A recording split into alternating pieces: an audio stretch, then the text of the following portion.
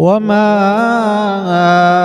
أبرئ نفسي إن النفس لأمارة بالسوء إلا ما رحم ربي إن ربي غفور رحيم.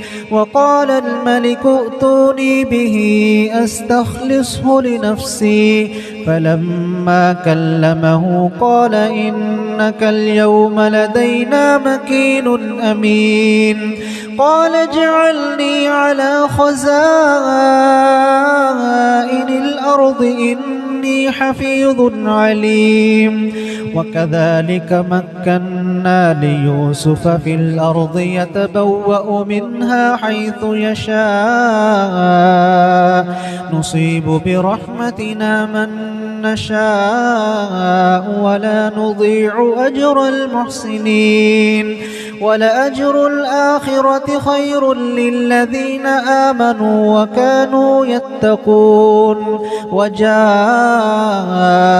إخوة يوسف فدخلوا عليه فعرفهم وهم له منكرون.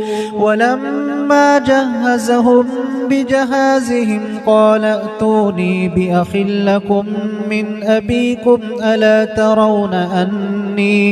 ألا ترون أني أوفي الكيل وأنا خير المنزلين. فإن لم تأتوني به فلا كيل لكم عندي ولا تقربون. قالوا سنراود عنه أباه وإنا لفاعلون.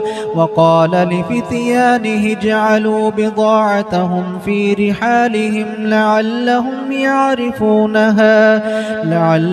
يعرفونها إذا انقلبوا إلى أهلهم لعلهم يرجعون.